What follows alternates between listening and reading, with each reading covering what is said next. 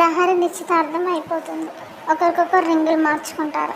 తర్వాత పంతులు గారు అంటారు కదా, అమ్మ ఫ్రూట్స్ తెప్పిస్తారా అని చెప్పి పంతులు గారు అడుగుతారు లహరి వాళ్ళ అత్తగారిని.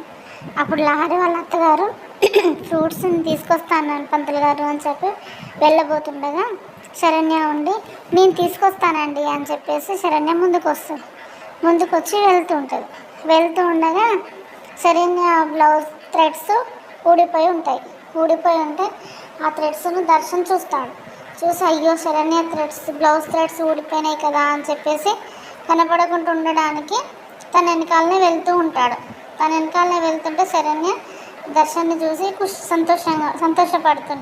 సంతోషపడుతూ రూమ్ వైపు వెళ్తూ తను కొంగు పట్టుకొని అలానే వెళ్తూ ఉంటాడు దర్శన్. తర్వాత రూమ్ దగ్గరికి వెళ్ళగానే శరణ్య అంటుంది కదా, ఇలా మీరు నా వెనక వస్తుంటే అందరూ ఏమనుకుంటారండి అని చెప్పేసి అంటుంది శరణ్య. దర్శన్ అంటాడు కదా, ఫస్ట్ నువ్వు ఇలా తిరుగు అని చెప్పేసి ఇలా తిప్పేసి ఆ బ్లౌజ్ ఉన్న థ్రెడ్స్ దర్శన్ కట్టేసినప్పుడు సంతోషపడుతుంది శరణ్య ఎంతో సంతోషపడుతుంది.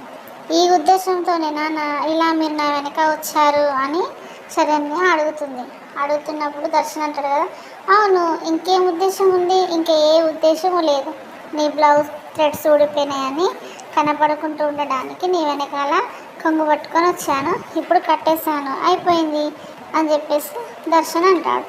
అప్పుడు శరణ్య ఎంతో సంతోషపడుతూ దర్శన్కి ఒక ముద్దు పెడుతుంది. అది దర్శన్ శరణ్య ఇద్దరు సంతోషపడతారు. అప్పుడు ఏం జరుగుతుందనేది రేపటి ఎపిసోడ్లో చూద్దాం.